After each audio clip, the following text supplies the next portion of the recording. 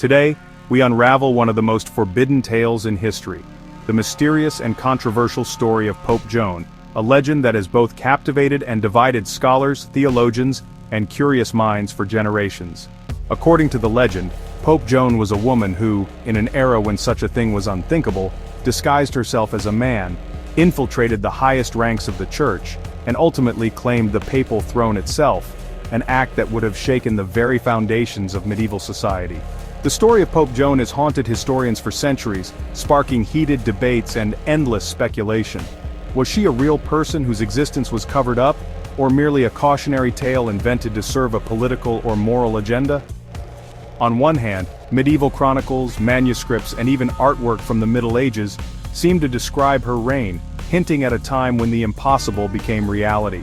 Yet on the other hand, there is no official record of Pope Joan in the meticulously kept annals of church history. Her name is conspicuously absent from every official papal list, raising questions about whether she ever existed at all. Some claim her existence was deliberately erased by the Vatican, suggesting a vast and secretive effort to remove all traces of her from history, to protect the church from scandal, and maintain the illusion of an unbroken male papal lineage. Meanwhile, others insist she was never real to begin with, dismissing the entire story as a fabrication, a myth born from rumor, misunderstanding, or even satire. The challenge is clear: how do we separate fact from legend, when the evidence itself may have been destroyed, altered, or even invented to suit the needs of those in power? The truth, it seems, is as elusive as the woman at the heart of the story.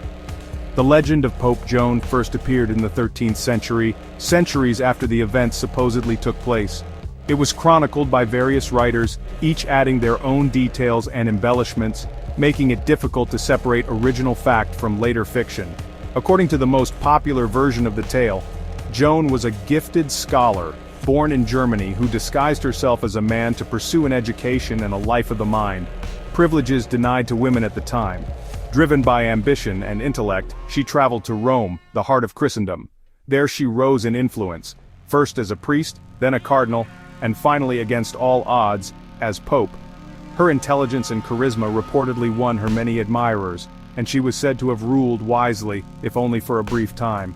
But her secret was exposed in the most shocking and dramatic way imaginable.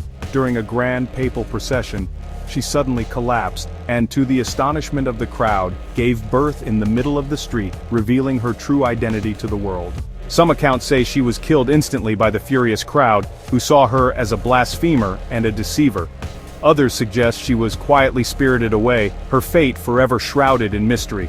According to some sources, the church worked tirelessly to erase every trace of her existence, removing statues, altering records, and silencing those who dared to speak her name.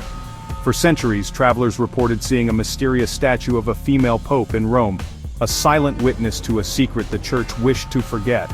Some claimed the statue was later removed or altered to hide the truth. Some even spoke of a strange ritual, in which future popes were tested in a secretive ceremony to ensure that no woman could ever again sit on the throne of St. Peter. A ritual that, if true, would be a lasting legacy of Joan's brief and tragic reign.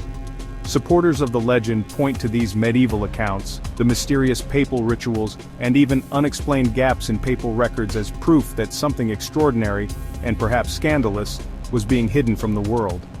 Skeptics, however, argue that the story was nothing more than a satire, an anti-Catholic myth created to discredit the Church during the Middle Ages, or perhaps a cautionary fable about the dangers of ambition and deception. They point out inconsistencies in the timeline and the lack of contemporary evidence. So what's the truth? Was Pope Joan a real historical figure erased by powerful men determined to protect the Church's reputation at any cost? Or was she a symbol, a story crafted to warn, to entertain, or to challenge the status quo? Or was she simply a cautionary tale, born from rumor, superstition, and the political intrigue of a turbulent era, her story growing with each retelling until it became legend?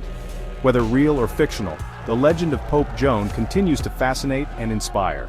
Her story has been retold in books, plays, and films, and she remains a symbol of both the hidden possibilities and the forbidden dangers that lie within the pages of history.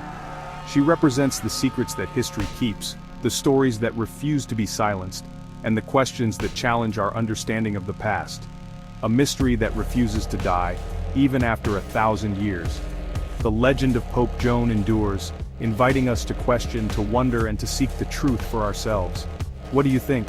Was Pope Joan a real pope whose memory was erased, or just a medieval myth that grew out of fear, imagination, and the power of storytelling?